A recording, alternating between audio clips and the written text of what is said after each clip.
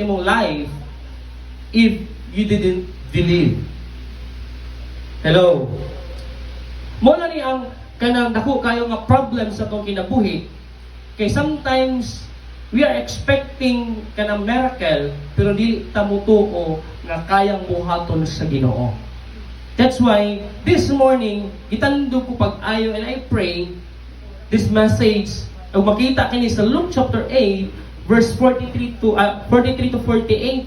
This is a most famous nga verse nga ato ang madunggan or sagad nato nga ma-encounter sa tong life. O natay Bible dira, ato siyang ablihan sa Luke chapter 8 verse 43. Kini nga story is nagahisgot ni siya about katong a woman niya naga-bleed for 10 years. Dili ta magsugod sa storya. As Jesus was on his way, the crowds almost crushed him. And a woman was there who had been subject to bleeding for 12 years. But no one could heal her. Imagine, in this passage, makita pala niyo kaniya, as Jesus was on his way, the crowds almost crushed him. And a woman was there who had been subject bleeding for 12 years. Imagine, gidugo siya for 12 years. Later atong makita niya kung sa mga significance ani or kung sa mga kuan sa mga violation ani sa law sa Jewish or sa law of the Israel. Then she came up behind him and touched the edge of his cloak, and immediately her bleeding stopped. And then the verse 45 pakibasa, ingon sa niya, kasi ingon ni Jesus, who touched me? Then Jesus asked. When they all denied it, Peter said, Master, the people are crowding and pressing against you. So ibig sabihin, ingon si Peter, Master, the people are crowding and pressing against you. Pagka naghana nga mga tao nga nasa palibot, wa ta kabalo kung kinsay nakatuklo di mo diha, kay halos tanan nagtukloran yung mga kadari.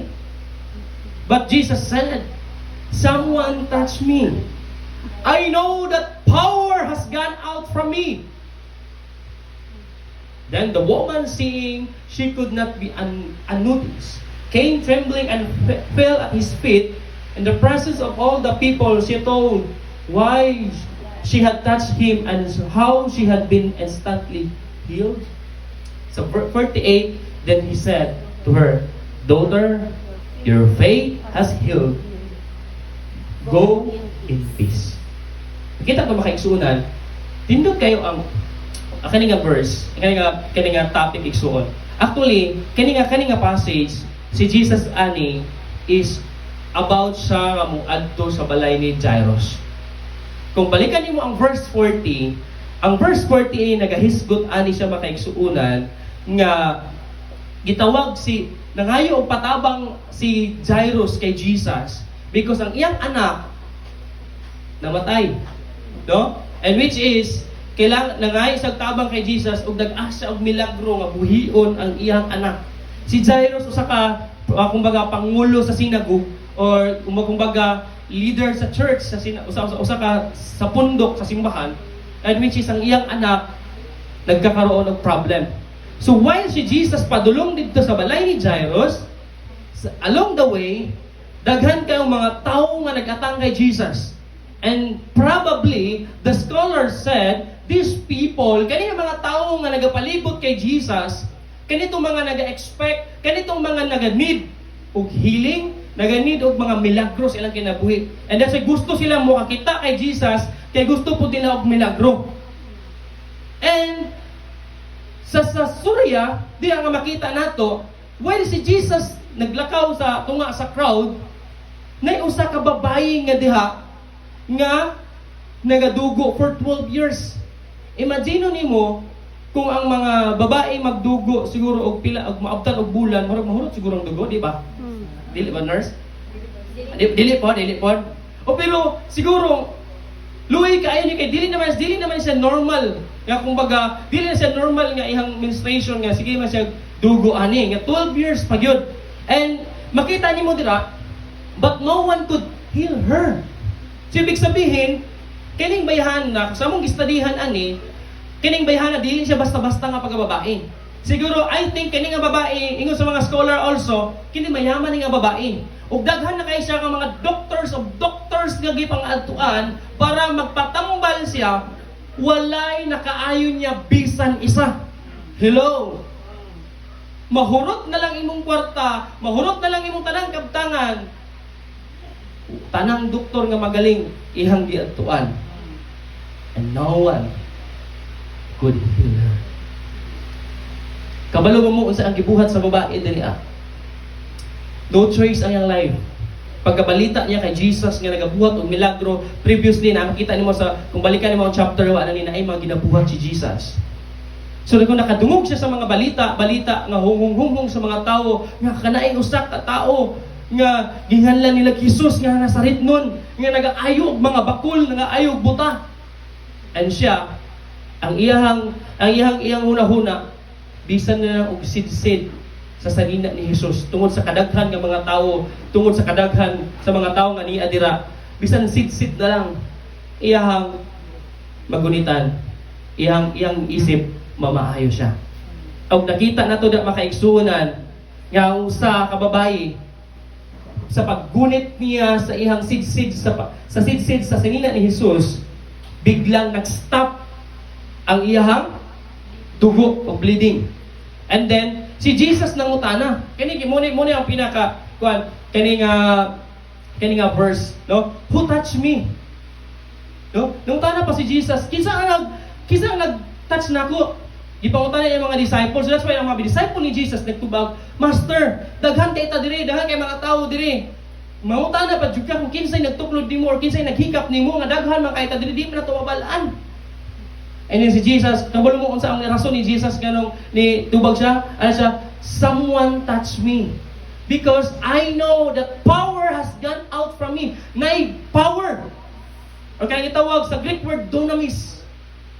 Nga nay instant nga gahom nga nigawas sa lawas ni Jesus. Ug sa diha kani nga babae, then the woman saying that she could not be unnoticed, there came trembling and fell at his feet in the presence of all people. Kabulong niyang babae, pagpangutanan ni Jesus, ang babae nakulbaan ni.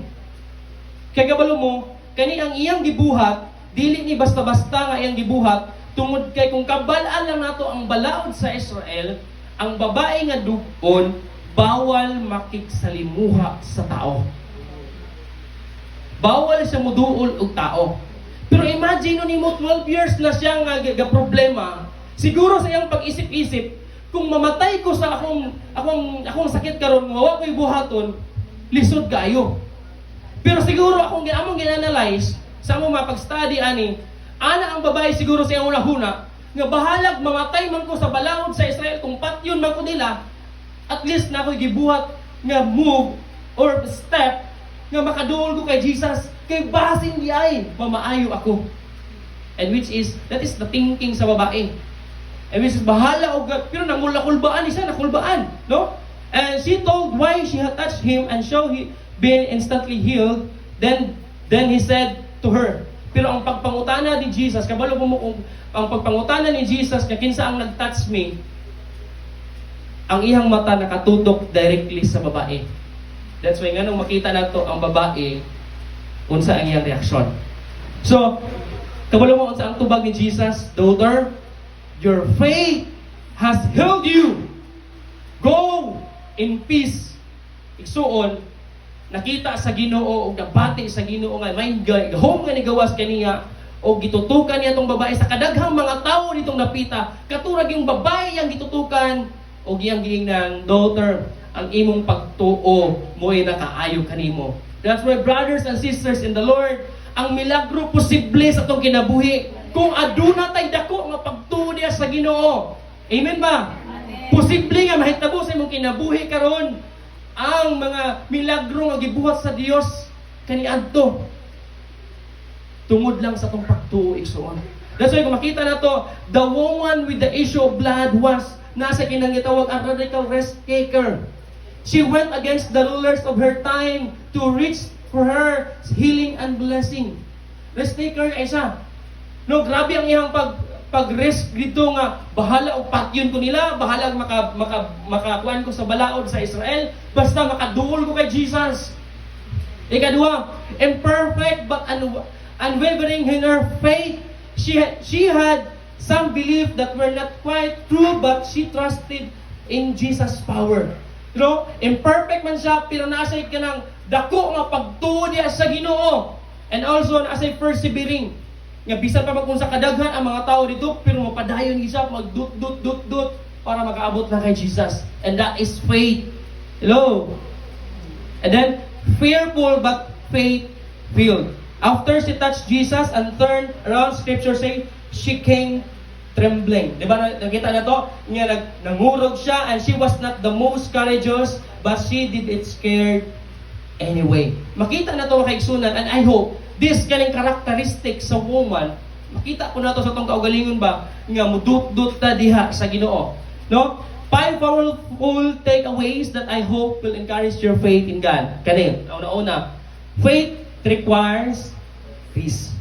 The woman with the issue of blood took huge risk. To understand this, you have to know what the Bible says about woman bleeding. Kabalo mo unsay ginasulti about sa babae nga ginadugo sa Biblia. In Leviticus chapter 15 verse 25 to 27, mao ni ang balaod sa Israel. Nganong grabe sa risk takers because dako kayo nga balaod ang iyang gisupa. Basahan na to. Basa mo in 1 2 3 go. When a woman has a discharge of blood for many days at a time other than her monthly period, or has a discharge that continues beyond that period, she will be unclean as long as she has the discharge, just as in the days of her period. Any bed to lie on while her discharge continues will be unclean, as as is her bed during her monthly period. anything she sits on will be unclean, As during her period. Anyone who touches them will be unclean.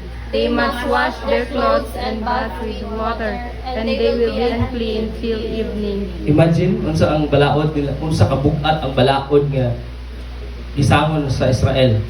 Nga kung ang babae nga ginadugo, that is considered as unclean. Kung kinsa ang pwedeng magunitin niya, considered pud as unclean. Kung kinsa ang makahigda sa ihang balig nga iyang higdaan, considered pud as unclean. Kabalo mo sa iyang gibuhat sa pagdutdut niya dito sa mga tao, pagduol niya kay Jesus, posible siyang batuon sa mga tao sa Israel tungod kay di siya pwede nga muduol o muhalubilo sa mga katawhan sa Dios. Tungod kay siya hugaw. Ilado ni siya nga tao. Kaya naman, kinsa ba yung mailhan nga ikaw rin 12 ka tuig nga gidugo? Diba? So ibig sabihin, bisan asa na siya mo adto, mailhan na siya nga unsay tambal ani, unsay tambal ani, in a way makaayon niya. Imagine that igsuon. And makita nato kung unsa ang gibuhat niya. If you find yourself in desperate situation like this woman, maybe safety isn't where your breakthrough lies. Put some skin in the game. Take a risk. Step out in your faith, igsuon. Kailangan ka mo step out in your faith. Nga kailangan nimo ilaban imong pagtudiya kay Jesus. Nga kabalo ka kung mudul ka kay Jesus, na agibuhaton ang Ginoo sa imong kinabuhi. Ang uban nga mga young people nga akong na-encounter, na sila yung mga risk nga gibuhat sa ilang life, nga even dili sila sugdan sa ilang mga ginikanan, nag-step out sila sa ilang faith, nga mga lagad yung sa Ginoo. Na uban nga mga lisod kayo sa atong kinabuhi, nga makapangalagad sa Ginoo, but you need to step out sa imong ginatindugan karon o sa imong asa ka nakulong, kay kabalo ko nga ang Ginoo adunay milagro nga pagabuhaton sa imong kinabuhi. Amen ba? Amen. Ikaduha, true faith arrests God's attention. Ang tinuod nga pagtuo, makuha nimo ang attention sa Ginoo. If you want nga makaroon ka ng ang attention sa Ginoo sa imuha, have faith in God. Amen? Kabalo mo, have you wondered, and so on, like disciples, how in the world Jesus knew that the woman with the issue of blood touched him? Papaano ka to siya? Wa ba ta nakabalong, wa ba ta na nag-wonder nga papaano to ni Jesus nabalaan nga gitouch siya? As he walked, he could hardly breathe because they were pressing so close to him. How then he did discern this particular touch? Sa kadaghan nga mga tao nga naa dito, papaano pa to ni na-discern ni Jesus nga naay nag-touch kaniya. Okay, let's do a brief word study, guys. Sige. The word touch comes from the root word hapto. Everybody say hapto.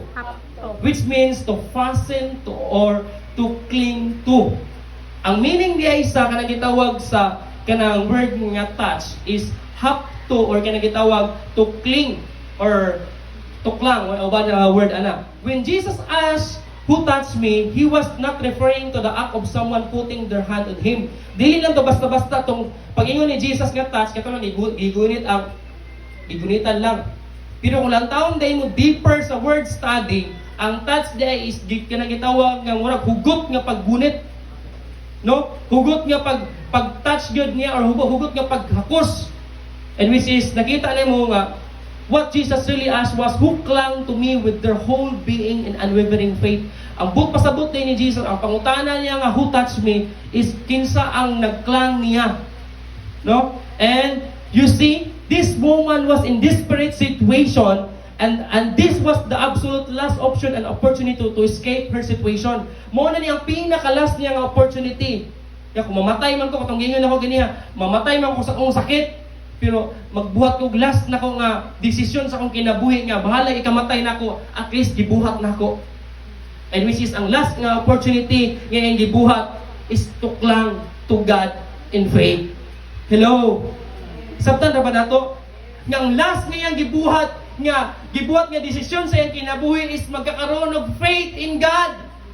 Sometimes ang problema mong sa tao, even sa tuwa karon, kung magkasakit ang tao, asa tamad to, binisaya or in English or sa dinoktor, and kung tapos upingon ang doktor nga kuan igsuon imong kinabuhi kanang di na Ginoo makaya, isalig na lang sa Ginoo. Murag last na lang si Lord, tama?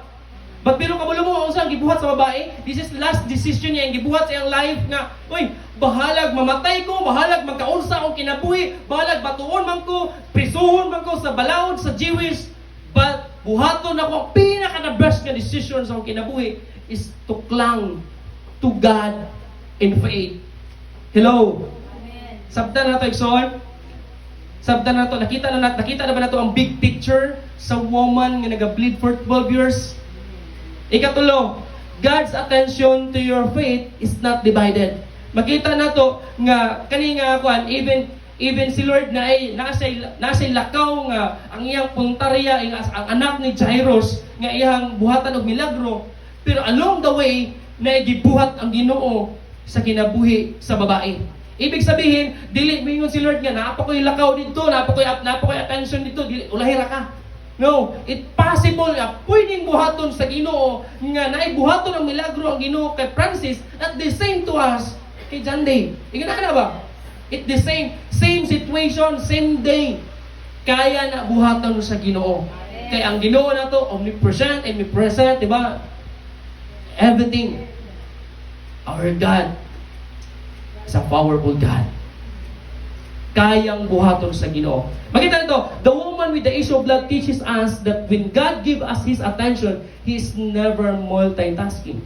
A faith as deep and unwavering as this woman not only earns God's attention but also secure His undivided attention. After the woman identified herself, Jesus zoomed on her. So nakafocus si Jesus sa babae nga naay sakit.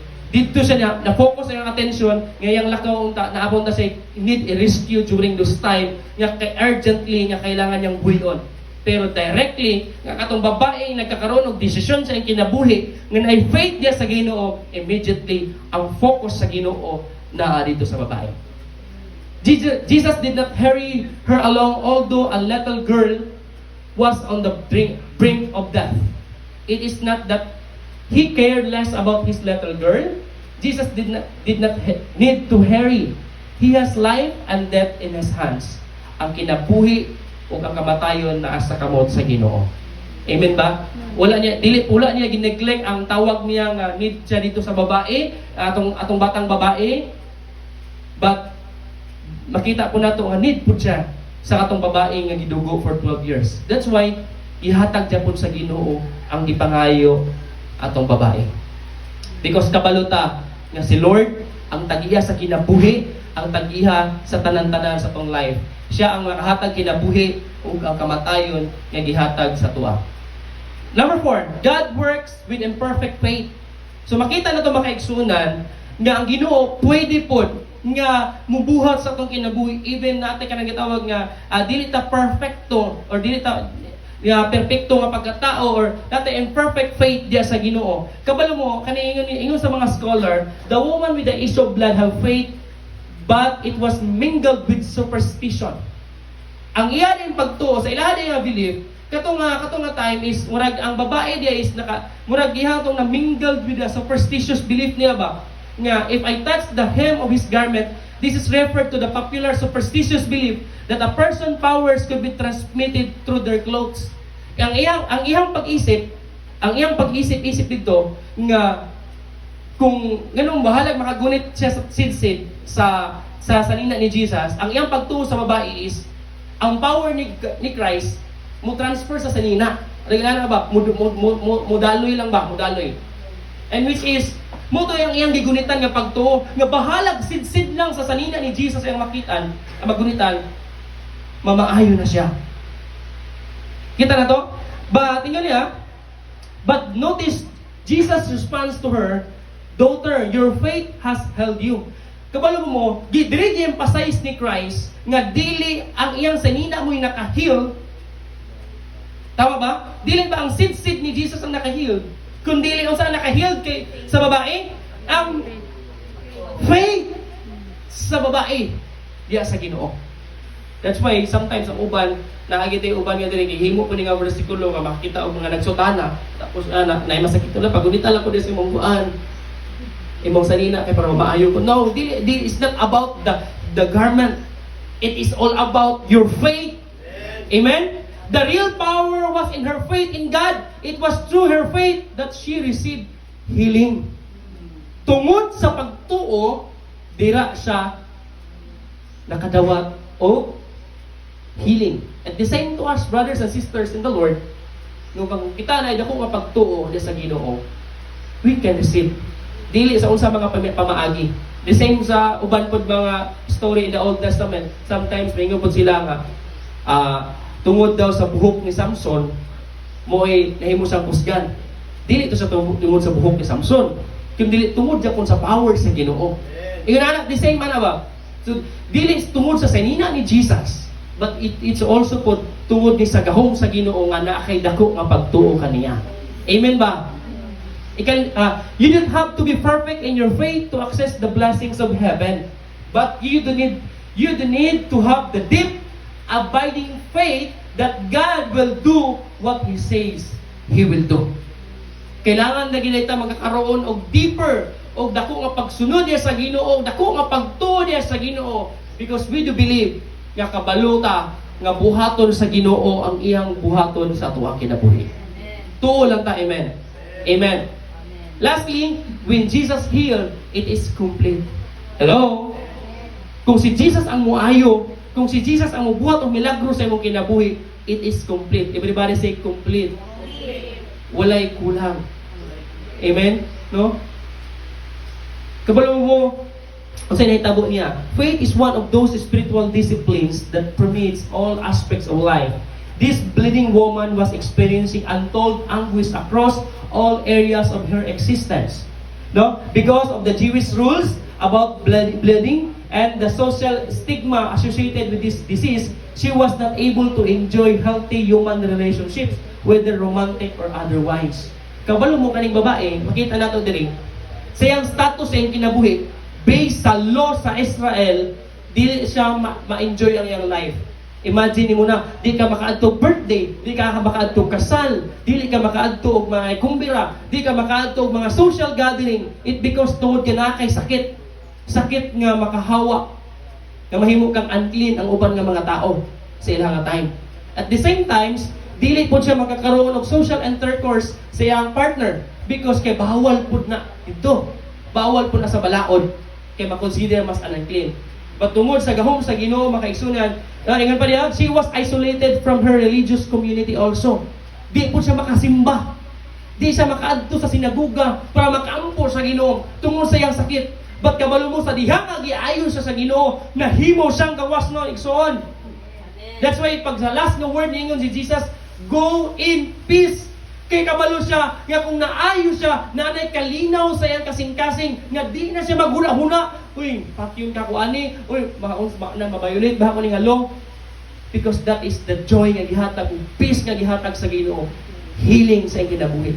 Kabalo mo, in addition, in the Israel, sa pagtuna to sa Biblia, kung adunay dako nga kalamidad, duhara abi ang makita nato sa Biblia nga aspects. Dati gitawag kung if you obey sa Ginoo na ay blessings. Kung di ka mag-obey sa Ginoo na ay destruction nga may tabo or curse. And which is kani nga babae consider sa as a curse. Di curse din siya, no? And which is nagkakaroon sa curse ang kinabuhi before, and which is gihiled siya ni Jesus. Kanang sakit is dili basta-basta o dili normal, no? But sa ilang time pag di-curse ka, you are considered also as unclean. Dili ka pwede nga muduol sa bisan kinsa, and which is hugaw nga klase nga pagkatao og imong sakit mo'y naghatag kanimo og kanang tunglo sa imong kinabuhi. Di mo na himo nimong gapus sa imong kinabuhi. When the time nga gidawat ni si Jesus, og kanang gitawag niya, nag-decide siya nga modul kay Jesus, and healing instant nga niabot sa iyang kinabuhi. Amen ba? So makita nato dira na ay duha ka healing nga mahitabo nato, makita nato sa iyang kinabuhi, which is healing physically og dapat ginatawag nga healing spiritually. Ipasaylo sa Ginoo kay nagbuhat og milagro sa pag-Ginoo sa iyang kinabuhi. Brothers and sisters in the Lord, simple lang mensahe sa Ginoo karon. Ang milagro posible, bisan pa magdusing na katuig siya nga gaagulo sa iyang kinabuhi, posible sa imong karon. Sometimes na kay gina-pray nga dugay na kay nimo gina-pray, tapos karon atat kay ka nga gusto nga mahitabo nimo sa imong kinabuhi, paabot lang. Hulata og duol diha sa Ginoo, pagbuhat og step nga malipay ang Ginoo sa imong kinabuhi. Amen. Pagbuhat ta og maayo nga butang nga kalipay og kahimaya sa atong buhi nga Dios, and the Lord will make a miracle sa imong kinabuhi. Amen ba mga kaigsunan? Sa atong kinabuhi, kabalo ko nga adunay buhaton ng Ginoo sa atong kinabuhi. No? Even our church, darong na-amaze ko sa faith sa atong pastor, at the same time nagkakaroon ko kanang ka-encouragement ba? Nga even wala ta, pero kabalo ta nga naatay dako nga Ginoo. So makita na ko si pastor, grabe pag-step out niya, muhat og mga moves and para mag-start na atong church karon. Lantawa paglanta na ko gahapon, pagbalik na ko dito. Amazing kay si Lord. Amen. Napatag, na siminto ko, amazing kay si Lord. Kailangan lang kita og faith to move. Kaya kabalo ta ang Ginoo mamuhat o mo-provide sa itong kinahanglan. Amen ba? Palakpakan nato itong buhay nga Diyos. Igsoon ang kaya nga panahon ako ihatag sa itong pastor.